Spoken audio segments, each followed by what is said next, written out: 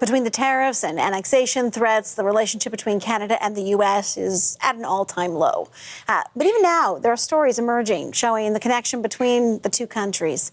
Kyle Coon, here's a story. Kyle Coon is a visually impaired athlete from Colorado training to compete in the Boston Marathon. He's going to be doing it with the help of his Canadian running guide and friend, Nico Lightbody. And the two are going to be navigating the 42-kilometer course together, tethered at the wrist. I want to bring in Kyle and Nico now.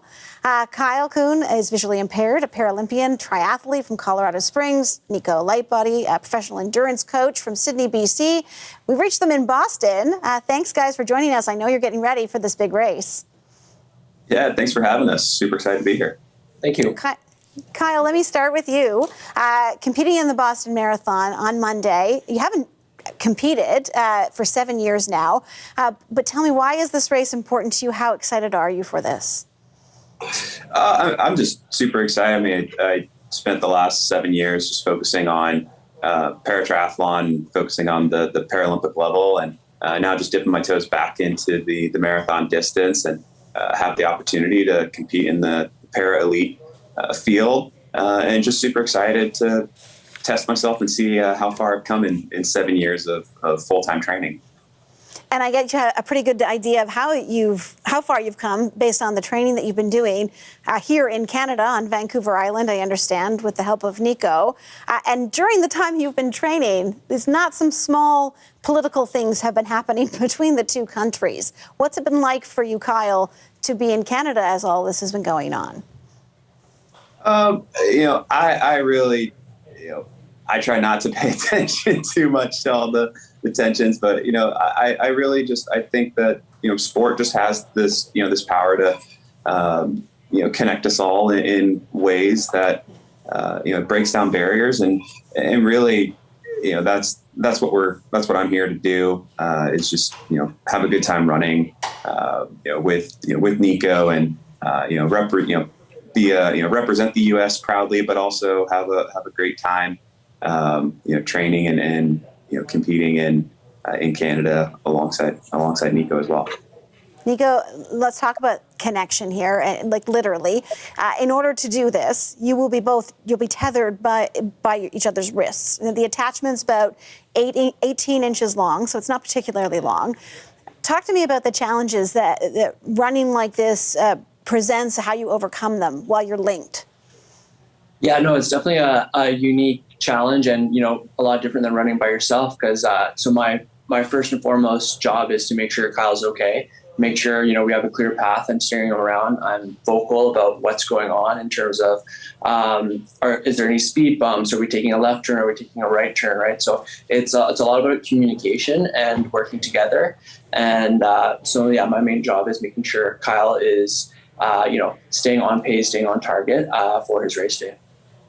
I've spent some time covering the Paralympics in the past, the winter events actually primarily, but I always find it so interesting how the guide-athlete relationship works and the kind of dedication the two of you have to each other. But Nico, in particular, as you say, your job there is to help Kyle. How did the two of you meet? You come from very different parts of the world, two different countries. Yeah, so Kyle, while he was training for the Paris Paralympic Games, would come visit his partner Jess up in Victoria, and he would look for someone to run with him. And so just through the triathlon and running community, we got connected. And anytime Kyle would be up in Victoria visiting, I would help him go out for some runs and hear about all his training and his quest to get to Paris. And then anytime he's in town, we'd go running together. And now he's had extended periods of time there, and so we've just gotten to train more. And in January, he's like, "Hey, do you want to do the Boston Marathon with me and be my guide?" And I was like, "Hell yeah, that'd be fun." Kyle, let me ask you, the Boston, I mean, whether you're in the United States or not, around the world, everybody knows the Boston Marathon's a very big deal. How are you hoping to place? How are you hoping to do? I'm just hoping to, have a great race. So no matter what the day brings, I just want to find the edge of my ability over the course of 42K.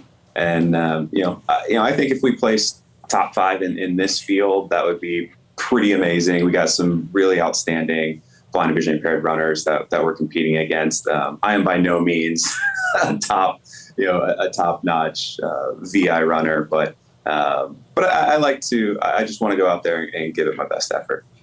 Listen, Kyle, I'm going to be impressed watching you just complete it. There's no way I could even think about 42 kilometers.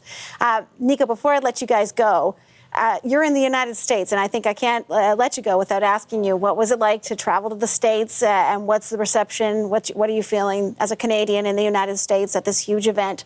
How's it going given the tensions? I get that sport, overcomes it all, but the reality is Canadian in the United States, and that's all we're talking about these days. Yeah. So far, it's seemed pretty seamless from my experience. We went over to Seattle yesterday, and then took a flight, Seattle to Boston today. And I haven't noticed anything particularly tense or different from being Canadian here. But all I can see around me right here is a lot of runners jogging in their Boston jackets. And that just seems to be the focus of most people here right now.